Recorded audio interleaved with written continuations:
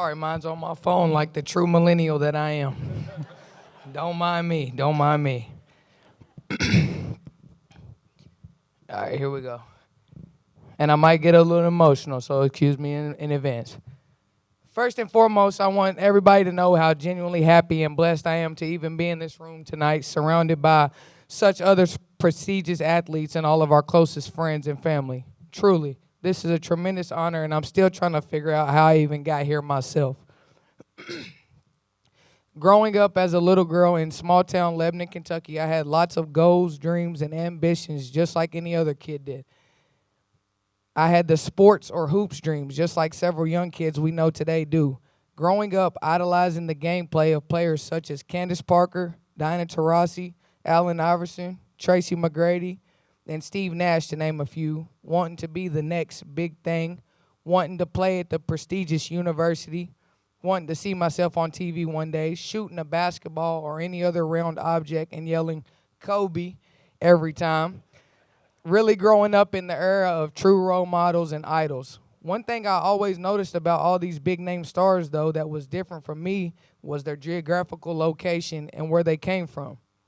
Now, again, I'm from Lebanon, Kentucky, small town, Marion County, and don't nobody really know where that is besides my family here tonight. But nevertheless, I knew early in life that the cards were stacked against me. How am I going to get noticed way down in the backwoods of Kentucky? How is anybody going to know me or how good I am? Oh, I know how. I put my head down and I went to work. I went to work for years. I didn't grow up rich, so I didn't have a basketball goal in the early stages of life. I grew up shooting a pair of socks into a metal clothes hanger at the top of my grandmother's closet.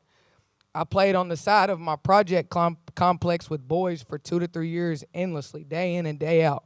I started playing middle school basketball in the 5th grade, high school basketball for 7 years. Yes, I played high school basketball for 7 years. Starting in the 6th grade, sacrificing my entire summer for those long AAU road trips and summers while my friends chose partying and living their lives at 16 like most other young adolescents would. I remember the sacrifices I made that led me to be standing here in front of you today.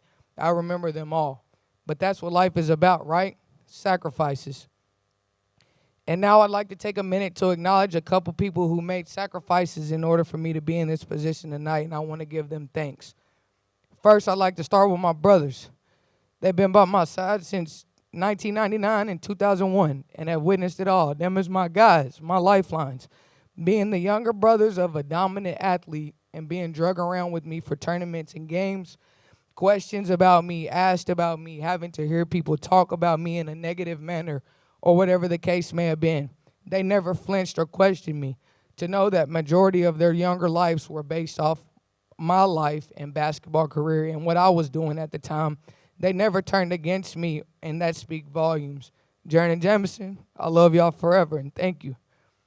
To Matthew Mitchell, Mitch Barnhart, and the University of Kentucky for sacrificing and taking a chance on a small-town kid from Marion County, Kentucky with big hoop dreams. I tell people all the time that scholarships aren't earned, they're given. That scholarships are not given, they're earned.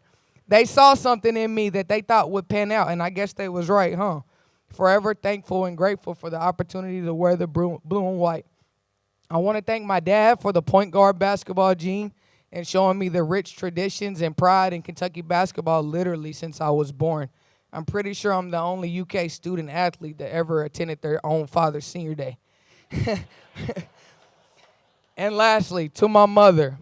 My mother isn't here physically tonight, but I know she's with me spiritually. My dad gave me the genetic makeup to play the game, but my mom is and was the reason I played the game with such fire and passion. Growing up, watching one soul woman be as relentless as my mother was admirable. No matter what life threw at my girl, she never gave up. She always found a way. She was and is perseverance, and I got to see that firsthand every single day, day in and day out. So how could I not be just that on the court and within my craft?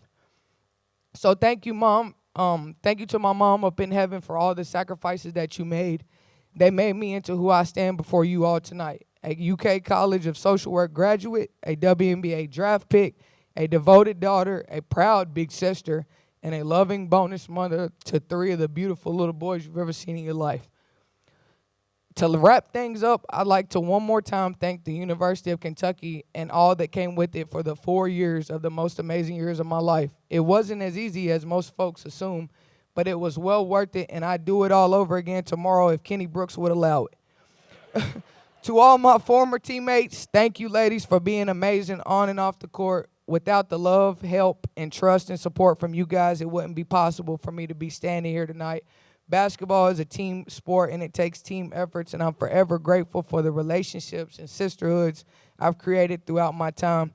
To the support staff, specifically Mama Tiff, Courtney Jones, Coach Spurlock, Slacks, Nate Swak, Evan Crane, Rachel Baker, Lisa Berman, and many, many others. Thank you guys for being awesome behind the scenes for year after year and time again, and always helping me when I needed a lending hand.